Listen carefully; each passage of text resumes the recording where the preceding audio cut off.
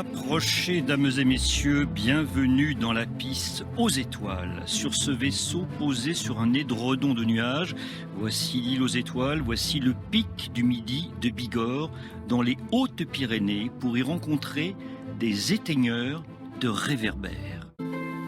On est un petit peu à la nuit tombante et on voit donc déjà ces villes qui sont en train de s'éclairer. Alors ce projet qui consiste à combattre la pollution lumineuse, quel est-il ? Alors ce projet, il pourrait paraître tout simple. C'est qu'au départ, c'est une problématique d'astronomes qui, au début du XXe siècle, voient la lumière augmenter de plus en plus et cacher leur objet d'étude, le ciel étoilé. Alors forcément, au début du XXe siècle, ça n'intéresse pas grand monde d'imaginer qu'on perd l'accès aux étoiles. Face à enfin l'avènement de l'éclairage public où tout le monde peut accéder à la lumière, repousser la nuit.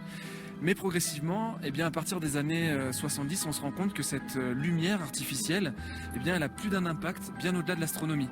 À la fois sur les rythmes naturels du sommeil, mais également sur la faune. Il faut le savoir, 2 tiers de la faune nocturne a besoin de la nuit pour vivre, se déplacer, chasser. Nos chers oiseaux migrateurs ont besoin des étoiles pour se diriger. Exactement. Et ce qui fait que la nuit, c'est plus qu'un temps entre le coucher et le lever du soleil, c'est véritablement un milieu naturel, un habitat. Et cet habitat, avec cette nouvelle géographie de la nuit, cette constellation Terre, si on peut l'appeler comme ça, cette constellation s'étend de plus en plus et vient fragmenter les habitats nocturnes. Et enfin, quelque chose de encore plus concret pour tout un chacun, c'est le portefeuille. On s'est rendu compte qu'aujourd'hui, éclairer à outrance et surtout mal éclairé, c'était extrêmement coûteux.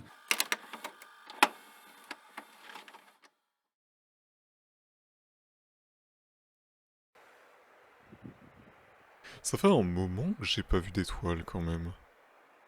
Après, c'est sûr que vivre dans le centre-ville, ça aide pas beaucoup. Je me suis rendu compte que depuis qu'on a l'électricité, nous autres les hommes, on a un peu tendance à se comporter comme des enfants, à savoir que si on n'a pas la lumière allumée la nuit, on a peur et on fait des cauchemars.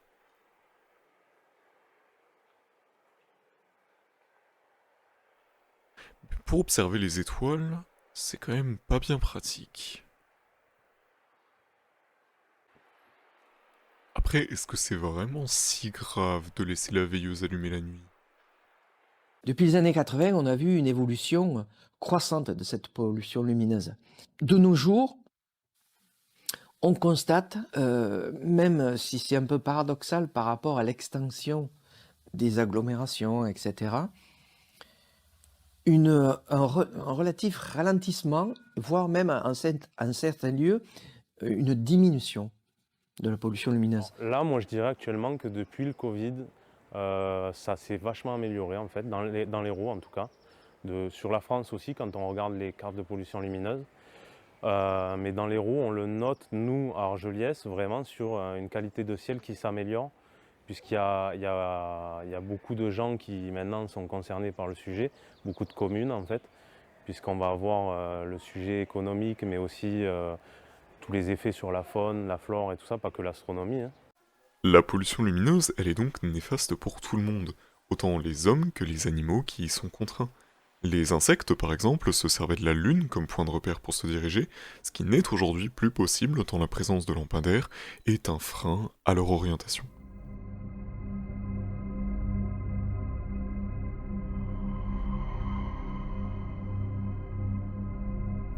Pour l'astronomie également, mais ce qui inquiète les chercheurs et les spécialistes, c'est que la majorité de la population ne semble pas s'en soucier.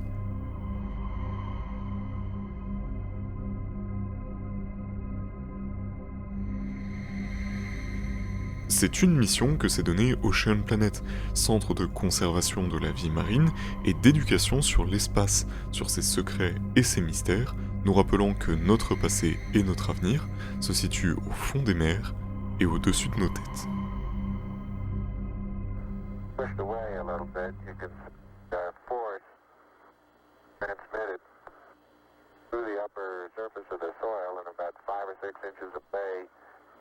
Oh, it's beautiful, Mike. It really is. Oh, geez, that's great. Is the lighting halfway decent? Yes, indeed. They've got the flag up now, and you can see the stars and stripes on the lunar surface. Up now, and you can see the stars and stripes on the lunar surface. Beautiful, just beautiful.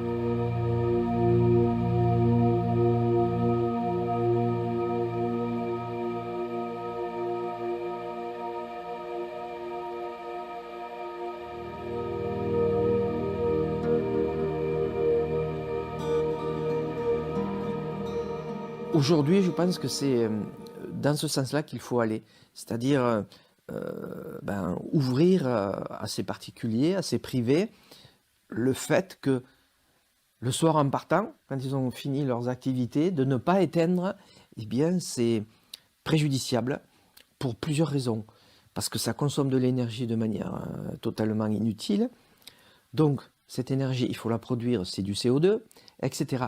On a de l'autre côté un petit revers de la médaille avec les LED, où les LED sont arrivés par rapport à avant où on avait des éclairages sodium et tout ça qu'on a fini par pouvoir filtrer, en astrophoto du moins. Là maintenant, les LED émettent sur tout le spectre, donc on se retrouve avec un peu plus de difficultés quand les villes n'éteignent pas. C'est aux côtés des membres de l'association À la Belle Étoile, avec Maxime Tessier, que j'ai appris les contraintes auxquelles les différents membres de l'association sont obligés de se plier pour une belle observation. Pour faire de l'astronomie et de l'astrophotographie, il faut donc s'éloigner de l'homme et de la civilisation pour se trouver un petit coin de paradis, isolé de tout. Avoir un ciel dégagé, une nuit sans lune, car c'est une source de lumière, mine de rien, et surtout, pas de lumière. Donc parfois, ça requiert de s'éloigner de plusieurs dizaines de kilomètres pour ne plus être atteint par ce qu'on appelle le dôme lumineux que l'on peut voir la nuit au-dessus des grandes villes.